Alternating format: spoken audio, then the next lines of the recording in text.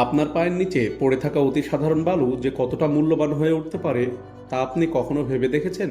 আমাদের হাতের স্মার্টফোন থেকে শুরু করে সুউচ্চ দালানের জানালা সবই তৈরি হয় এই বালু থেকে। কিন্তু যে কোনো বালু হলেই কি চলে? একদমই না। অ্যানালাইসিস উইথ মি এর আজকের ভিডিওতে আমরা বিশ্লেষণ করব একটি অত্যাধুনিক ফ্যাক্টরিতে কিভাবে আগ্নেয়গিরির লাভার মতো উত্তপ্ত তাপ সহ্য করে তৈরি হয় স্বচ্ছ কাচ। তবে মনে রাখবেন, সমুদ্র সৈকতে আমরা যে বালু দেখি তা দিয়ে কিন্তু উন্নত মানের কাজ হয় না। এর জন্য প্রয়োজন 99% বিশুদ্ধ সিলিকা সমৃদ্ধ বালু। বড় বড় খনিতে ডিনামাইট বিস্ফোরণ ঘটিয়ে পাথর সংগ্রহ করা হয় এবং পরে তা গুঁড়ো করে মিহি বালুতে পরিণত করা হয়। বালু সংগ্রহ করলে কাজ শেষ নয়। প্রতি ঘন্টায় 220 টন বালু ধোয়ার ক্ষমতা সম্পন্ন বিশাল মেশিনে এগুলোকে পরিষ্কার করা হয়। ম্যাগনেটিক সেপারেটর দিয়ে লোহার কোণাগুলো আলাদা করা হয়, কারণ সামান্য লোহা থাকলে কাঁচের স্বচ্ছতা নষ্ট হয়ে যেতে পারে। এরপর এর সাথে মেশানো হয় সোডিয়াম কার্বনেট ও ক্যালসিয়াম কার্বনেট। সোডিয়াম কার্বনেট বালুকে দ্রুত গলাতে সাহায্য করে, আর ক্যালসিয়াম কার্বনেট কাঁচকে করে তোলে টেকসই। এর পরবর্তী ধাপে শুরু হয় আসল খেলা।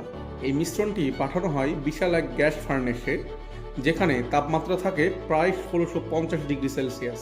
এটি আগ্নেয়গিরির লাভার চেয়েও বেশি উত্তপ্ত। প্রায় 24 ঘন্টা এই তাপে থাকার পর বালু তার অস্তিত্ব হারিয়ে টকটকে লাল তরল কাচে পরিণত হয়।